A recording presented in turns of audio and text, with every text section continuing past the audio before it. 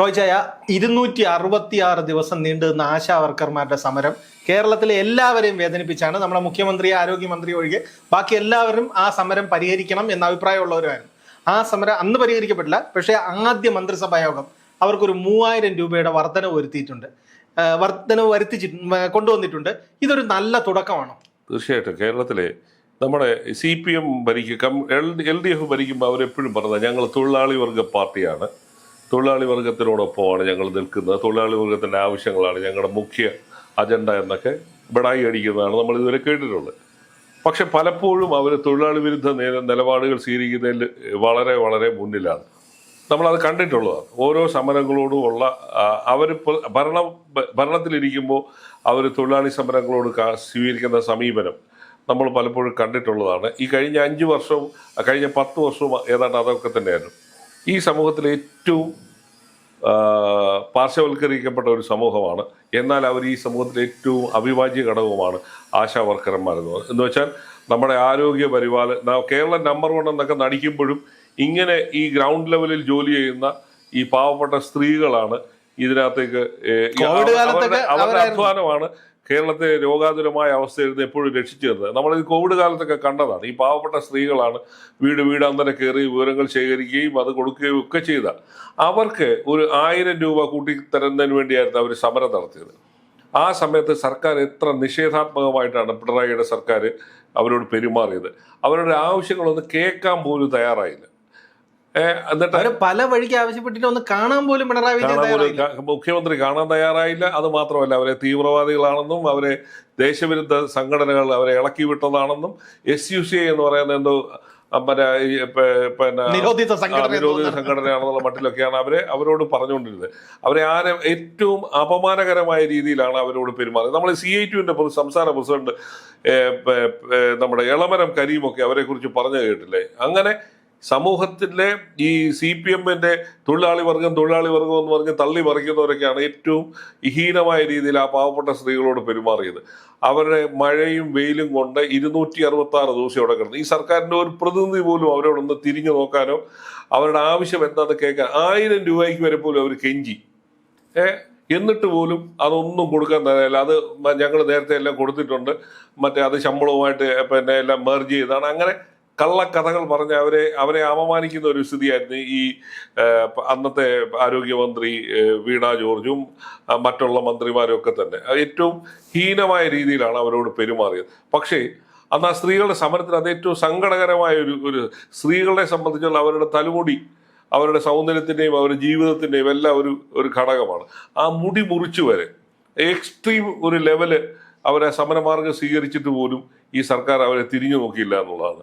എന്നിട്ട് എവിടെയാണ് അവർക്ക് ബദലായിട്ട് അവരുടെ തന്നെ കൂട്ടത്തിൽപ്പെട്ട പാവപ്പെട്ട മറ്റ് സ്ത്രീകളെ കൊണ്ട് ഇവർക്കെതിരായിട്ട് സമരം നടത്തിയും ഇവർക്ക് തൊഴിൽ നിഷേധിക്കാനുള്ള ശ്രമങ്ങൾ വരെ നടത്തിയിരുന്നു. അങ്ങനെ ഏറ്റവും മോശമായ രീതിയിൽ പൗരപ്രമുഖർക്ക് പാലിൽ കശുവണ്ടി ഇട്ട് കൊടുക്കുന്ന സർക്കാർ ഈ പാവപ്പെട്ട സ്ത്രീകൾക്ക് വേണ്ടി ഒന്നും ചെയ്യാനായിട്ട് ശ്രമിച്ചില്ല. നവകേരളം സൃഷ്ടിക്കാനെന്നും പറഞ്ഞ് നാടുനീളം നടന്ന് പാവപ്പെട്ടവരെ തല്ലി അടിച്ചൊതുക്കുകയും നവോത്ഥാനം കൊണ്ടുവരുമെന്നൊക്കെ പറഞ്ഞ സർക്കാരാണ് ആ സമരം ചെയ്ത സ്ത്രീകളോട് യാതൊരു കരുണയും കാണിക്കാതെ. അന്ന് സമരപന്തലിൽ ചെന്ന് അന്നത്തെ പ്രതിപക്ഷ നേതാവായിരുന്ന VD സതീശൻ പറഞ്ഞു, ഞങ്ങൾ നിങ്ങൾക്കൊപ്പമാണെന്ന്. ആ നിങ്ങൾക്കൊപ്പമാണ് എന്ന് പറഞ്ഞത് വെറും നാട്യമല്ലെന്നുള്ള തെളിവാണ്. ആദ്യ മന്ത്രിസഭയിൽ സതീശൻ അതിനകത്തൊരു വാഗ്ദാനം പറഞ്ഞിരുന്നു, ഞങ്ങളുടെ സർക്കാർ അധികാരത്തിൽ വന്നാൽ വരുന്ന ആദ്യ ക്യാബിനറ്റിനകത്ത് നിങ്ങളുടെ ശമ്പള വർധനവിനകത്ത് ഒരു തീരുമാനം ഉണ്ടാക്കുമെന്ന് പറഞ്ഞു.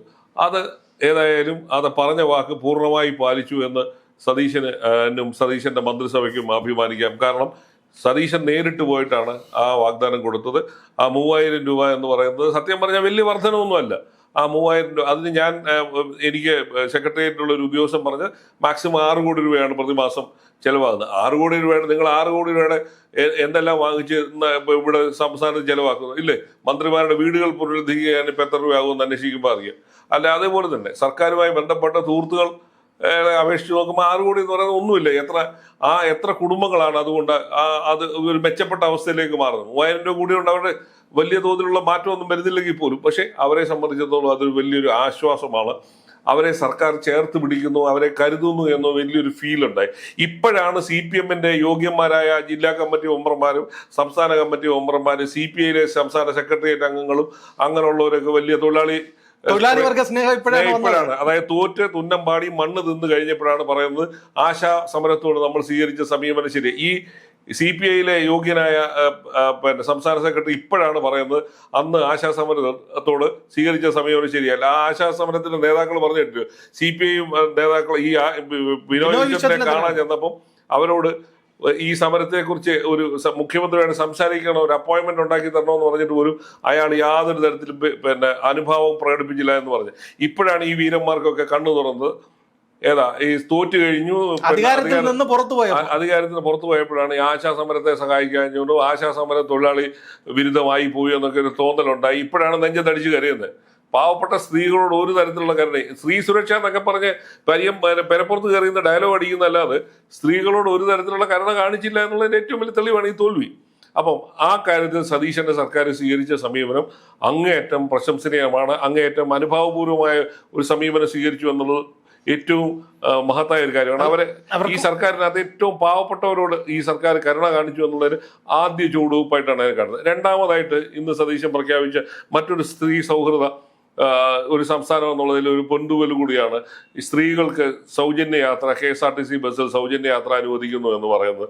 അത് ജൂൺ 15 മുതൽ നടപ്പാക്കുമെന്ന് പറയുന്നു.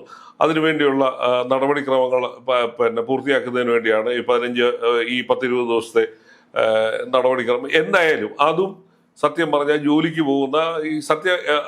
പോകുന്ന പാവപ്പെട്ട സ്ത്രീകൾക്ക് അത് വലിയൊരു ആശ്വാസമാണ്. അല്ല, ആദ്യ ദിവസത്തെ തീരുമാനങ്ങൾ കൊണ്ട് തന്നെ ഞങ്ങളൊരു സ്ത്രീപക്ഷ ഗവൺമെന്റ് ആയിരിക്കും എന്നുള്ളൊരു കൃത്യമായ സന്ദേശം. യെസ് അതൊരു നല്ല സൂചനയാണ്. അതായത് കേരളത്തിൽ ഏറ്റവും കൂടുതൽ കഷ്ടപ്പെടുന്ന ഒരു വിഭാഗം എന്ന് പറയുന്നത് നമ്മുടെ സാധാരണക്കാരായ സ്ത്രീകളാണ്. അവരെ കുറിച്ചൊരു കരുതൽ അതുണ്ടാകുക എന്ന് പറയുന്നത് സർക്കാരിനെ സംബന്ധിച്ചുള്ള നല്ല കാര്യമാണ്. കാരണം സ്ത്രീ വോട്ടർമാരാണ് കേരളത്തിൽ ഏറ്റവും കൂടുതൽ. സ്ത്രീ വോട്ടർമാരുടെ വോട്ടാണ് ഏറ്റവും കൂടുതൽ സതീശന്റെ മുന്നണിക്ക് കിട്ടിയത്. അപ്പൊ അത് തീർച്ചയായിട്ടും അവരെ കരുതാനുള്ള സമീപനം എന്നല്ല. അതുപോലെ തന്നെ അംഗൻവാടി, അതുപോലെ തന്നെ ഈ പ്രീ പ്രൈമറി സ്കൂളിലെ അധ്യാപകർ അവർക്കെല്ലാം ശമ്പള വർധന പ്രഖ്യാപിച്ചിട്ടുണ്ട്. അവർക്കെല്ലാം 1000 രൂപ വെച്ച് ചെറിയ തോതിലാണെങ്കിലും അവർക്ക് വേണ്ടി അത് കരുതുന്നുണ്ടല്ലോ എന്നുള്ളൊരു നല്ല സമീപനമാണ്. സത്യം പറഞ്ഞാൽ CPM ആയിരുന്നു ഇത്തരം കാര്യങ്ങൾ ചെയ്യുമെന്നൊക്കെ നമ്മളൊക്കെ പണ്ട് കാലങ്ങൾ പ്രതീക്ഷിച്ചു. പക്ഷേ അതിനെക്കാട്ടിലും സതീശൻ എപ്പോഴും പറയുന്ന ഒരു കാര്യമാണ്, ഞാൻ നെഹ്റുവിയൻ സോഷ്യലിസ്റ്റ് ആണ്. ഒരേ സമയത്ത് തന്നെ മധ്യമാർഗത്തിലൂടെയും ഇടതും വശവും ചേർന്ന് പോകുന്ന ഒരു രാഷ്ട്രീയ സംസ്കാരമാണ് അദ്ദേഹം പിന്തുടർന്നു എന്നാണ് പറയുന്നത്. പക്ഷെ അതിന്റെ ഭാഗമായിട്ട് തന്നെയാണ് ഈ പാവപ്പെട്ടവർക്ക് വേണ്ടിയുള്ള ഈ പുതിയ നീക്കം. അത് വലിയ തോതിൽ നമ്മുടെ സമൂഹത്തിൽ ആൾക്കാരുടെ ഇടയിൽ അവരുടെ ജീവിതക്രമത്തിനകത്ത് തന്നെ മാറ്റം ഉണ്ടാകും. 3000 രൂപ കിട്ടുന്ന പാവപ്പെട്ട ആശമാർക്ക് 3000 രൂപ അല്ല 9000 രൂപ കിട്ടുന്നവർക്ക് 3000 രൂപ കിട്ടുമ്പോഴത്തേക്ക് അവർക്ക് അതൊരു വലിയൊരു മാറ്റം, 12000 രൂപയുടെ വലിയൊരു മാറ്റം ഉണ്ടാകും.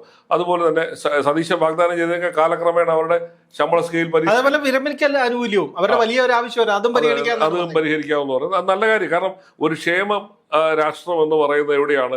ഈ സമൂഹത്തിലെ ഏറ്റവും പാവപ്പെട്ടവരെ കൂടെ കരുതുകയും അവരുടെ ജീവിതം മുന്നോട്ട് കൊണ്ടുപോകുന്നതിന് വേണ്ടിയുള്ള ഒരു അവസരം ഉണ്ടാകുക എന്ന് പറയുന്നത് വലിയ കാര്യം. കാരണം നമ്മൾ വിചാരിക്കും ഈ 3000 രൂപ കൊടുത്തു കഴിഞ്ഞാൽ അവരുടെ കൊണ്ട് ബാങ്കിൽ ഇടുക എന്നുള്ളതല്ല.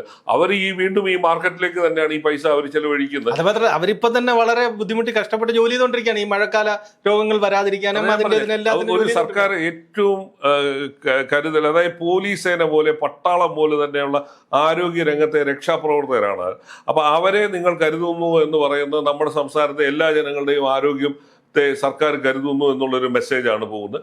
അത് ആ കാര്യത്തിൽ സതീശന്റെ തുടക്കം ഗംഭീരമായിരിക്കുന്ന ഒരു ബമ്പർ ലോട്ടറിയാണ് ആ ഒരു വിഭാഗത്തിൽപ്പെട്ട ജനങ്ങൾക്ക് കൊടുത്തിരിക്കുന്നത്. അത് നല്ല കാര്യം തന്നെയാണ്.